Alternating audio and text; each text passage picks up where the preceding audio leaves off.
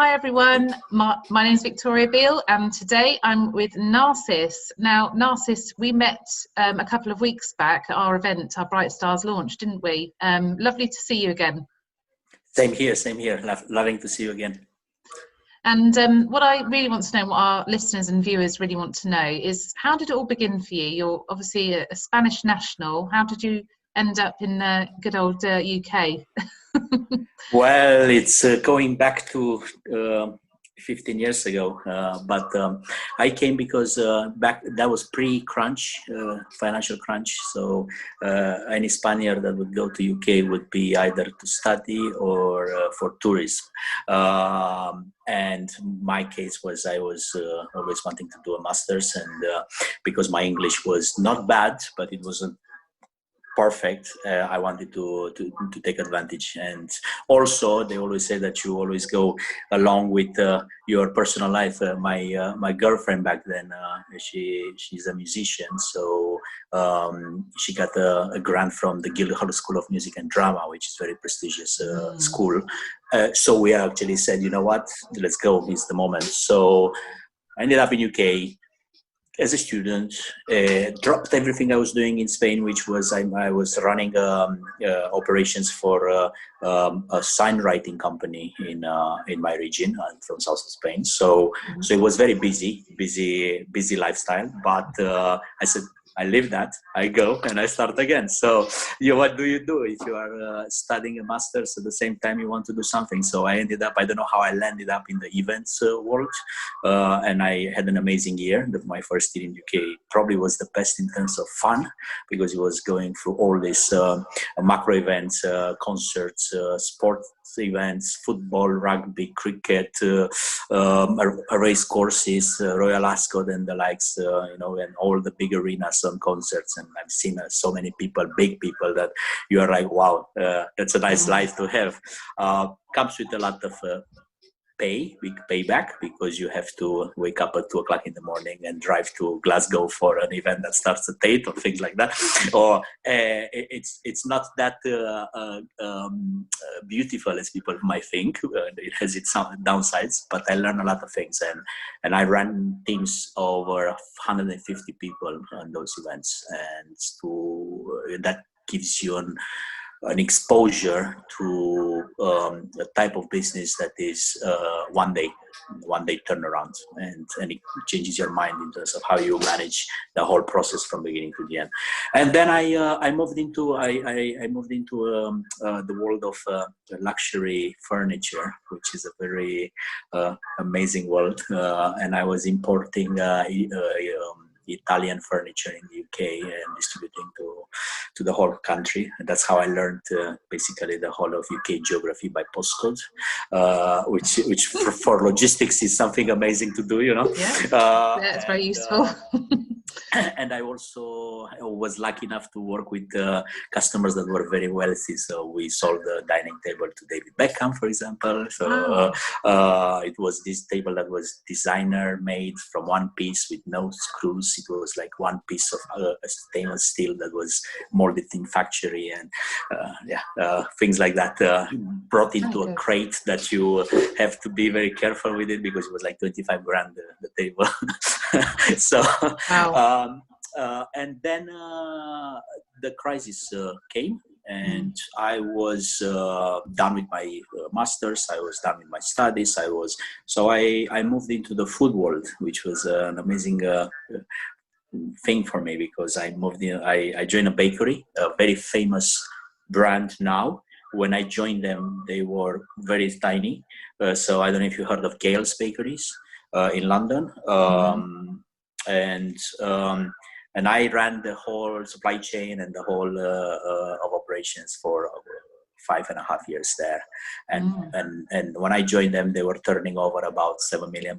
And when I left them, it was close to 60 million. Wow. And from, I don't know, like 6 or 7 bakery shops that they have around London, when I left, they had about 45.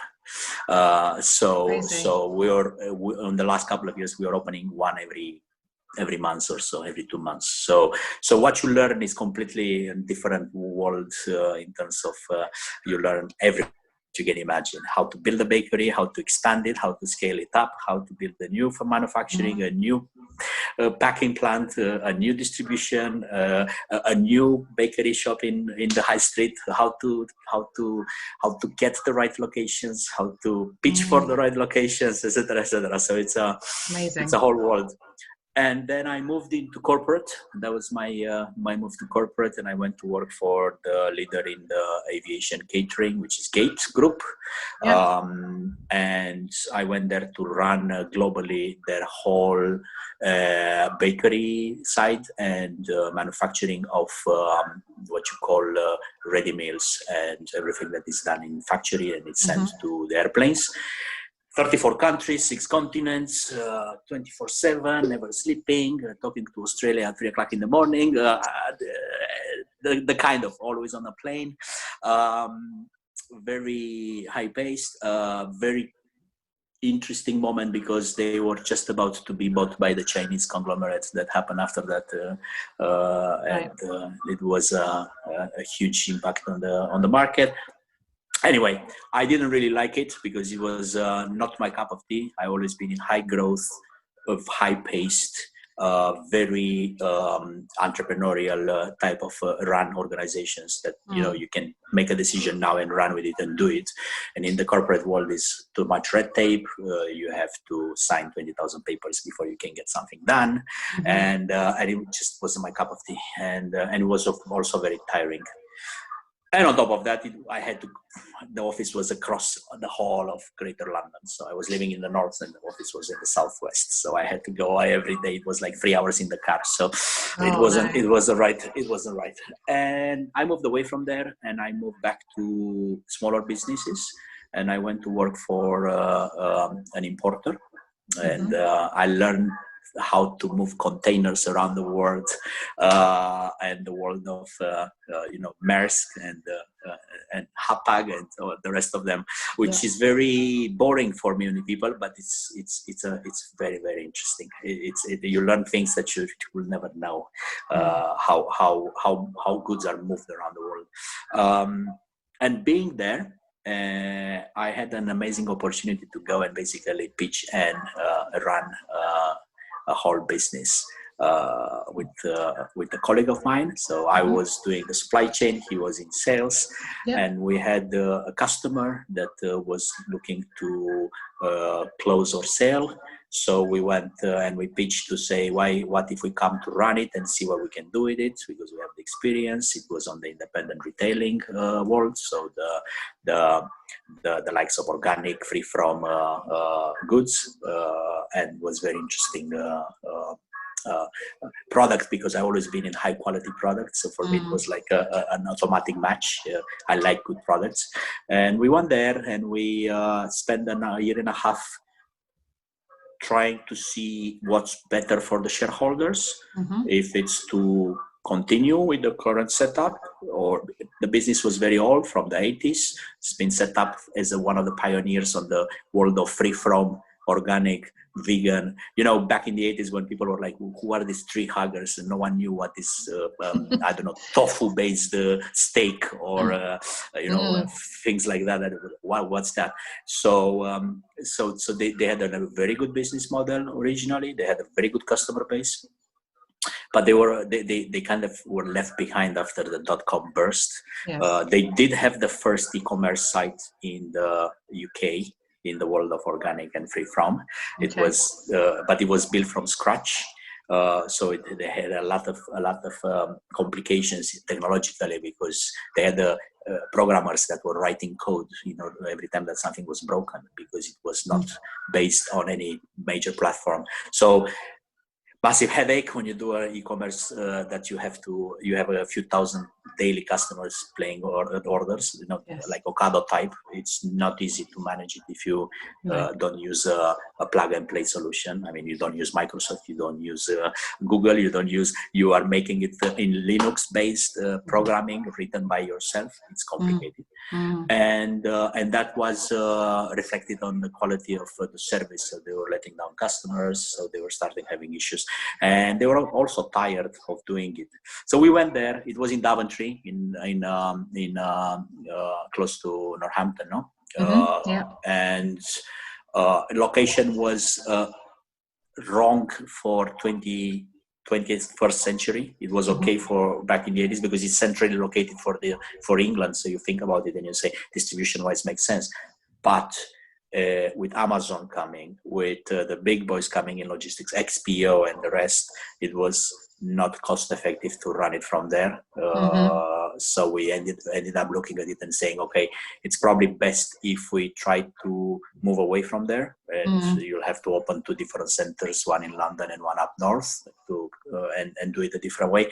However, we ended up actually realizing that it was probably more value for shareholders to break down the business in components and sell it by components. So the e-commerce site, the standalone B2C arm, to somebody that is actually dedicated to that, they are good in that sector.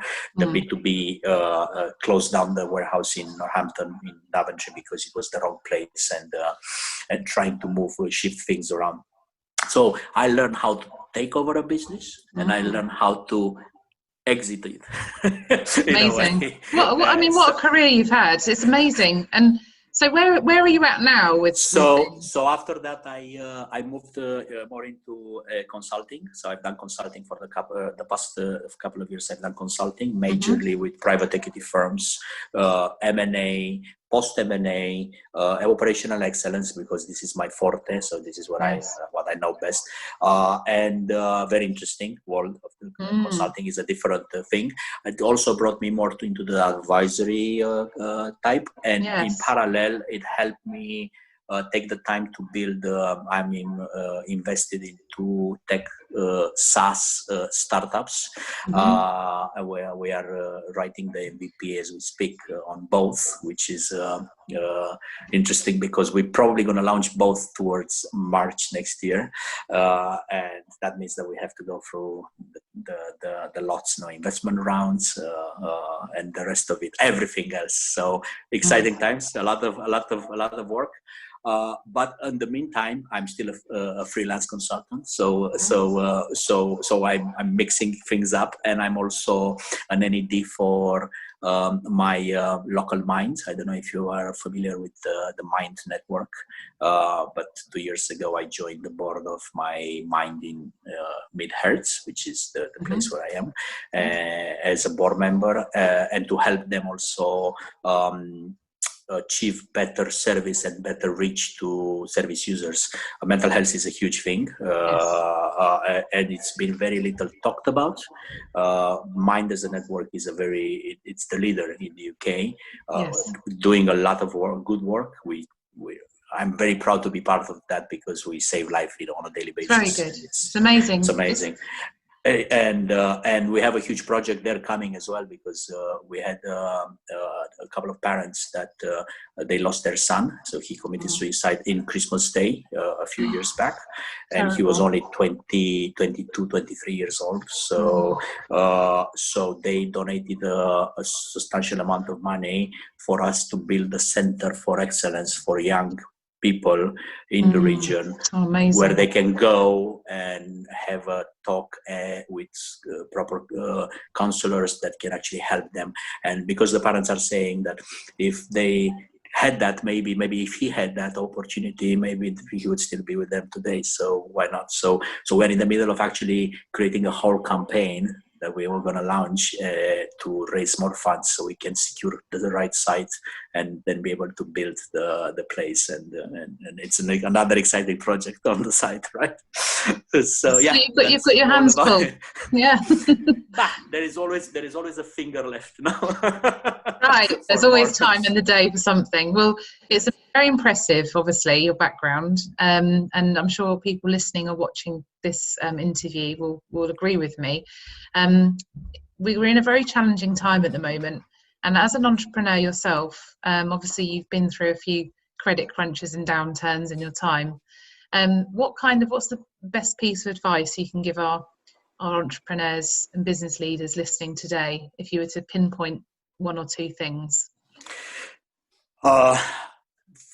The most important thing for me always is going to be enjoy the journey. and forget, don't forget completely about the end. And everybody's thinking, a lot of people are focusing on the exit, on the final bit of it. What do I want to be, for how much I want to sell it when it's successful, and all these things, which is great to have it on your mind, because it's important to have a finish line somewhere. But do not lose all your days looking at that and forgetting to enjoy every moment and of the journey, because the whole idea is you are not doing it for that exit. You are doing it because you enjoy that idea and you believe that idea is a good thing to do. So take your time to enjoy the goods and bads, because you'll have good days when things will go better and days that will go worse. But it doesn't matter. Enjoy it because you're not gonna get it back. The one thing that we don't have is time. The time never comes back to us. So enjoy it. And the second thing I would say, very important for entrepreneurs, especially in these times, be very picky and very tough with your choices of who are your business partners and who is your core team. Because people tend to forget that businesses are not made of chairs and offices and computers. Businesses are made of people, and if you have the right people surrounding you, you will have a better chance of success than if you didn't. And I tell you from experience, because I did go into a venture with somebody once and it didn't work out, because you might think that is the right character and then you end up not paying it. So that's very important. I think that's more important than anything else. I know a lot of founders that are focusing a lot of effort in the product and not on the people. And I think it should be the other way around. Focus on the people and having the same core of values and the same beliefs, and the product will come, because it will be a result of it. I mean, that's a complete golden nugget, and I'm in exactly the same mindset, having had a couple of failed business partnerships in the past. You do have to learn from your mistakes. So hopefully if someone listens to this interview or hears it or sees it, they'll not make the same mistakes that we did. I always call it a business partnership like a marriage. In fact, it's actually worse than a marriage in some respects. It's building your future, isn't it? And if you don't get that part right, or something catastrophic happens where one has a goal doing one thing and the other has the goal going the other way, and you're not aligned, yes, it can be catastrophic. So I totally get that, and totally agree with you there. And finally, Narcis, in terms of what we can do today and what you're looking for, you mentioned the couple of tech startups you're involved with. Is there something we can do as as an organisation to help you with that? Can we reach out to people in our network who might be looking to invest in something potentially? Would be interesting to explore that, because I also have a few channels from my past where you can go and say, hey, I want investment, what do we do? But it would be interesting maybe to I said the more the merrier, and the more channels you have and the more avenues you can pursue, the more chances of success you have. I'm currently very unsure in a way, because each business model is completely different, and I'm not sure which would be the best way. So you can do it through crowdfunding, you can do it through VC, you can do it through EIS, SEIS with high net worth individuals. There are many ways of raising capital, or maybe a mixture of all of this. It's never. So I'm not clear yet. So maybe actually talking to more people, it will probably help on getting to the right way and the right channel, or the right mix of it. So yes, very open to explore that. Okay, so we'll put a message out and leave our contact details on this thread. And if people are interested in speaking to you, then I'll make sure that they get in touch with you. But just to conclude, thank you so much for your time today. It's been a real pleasure and a delight speaking to you. I believe you're in Spain at the moment. which is I lovely. am indeed. I am indeed. I'm lucky to be here. I ran away in July just after the first lockdown was lifted, and I said I have to go now because you might not. I might not get it out. And then they stopped the travel corridor. So I was like, well, I'm here now, so I'm not going to leave. And then I saw the lockdown second, and I'm like, okay, so it's better to stay here. So I don't think I'm going to come back until the end of the year anyway. But yeah, I'm lucky that at least I have sun every morning. That's a blessing in disguise. But yes, thank you so much for having me, and happy to share and discuss. It's always nice to talk about things that I can share with others and help others in their journey. Thank you so much, Narcis. And if someone wants to get hold of you, how do they contact you? What's the best way? I think the best thing is by email, or I'm in all the platforms, LinkedIn. We can connect through Zoom, Teams, Meet, and the likes. Feel free to leave my contacts. I don't have a thing to put it out now, but you can leave it for everyone to contact. I'll put it on the content when we put the social media posts, for sure, definitely. Cool. All right, well, lovely seeing you. Thank you so much for your time today, and we will speak again, I'm sure. Thank you, Victoria. Take care. Thank you.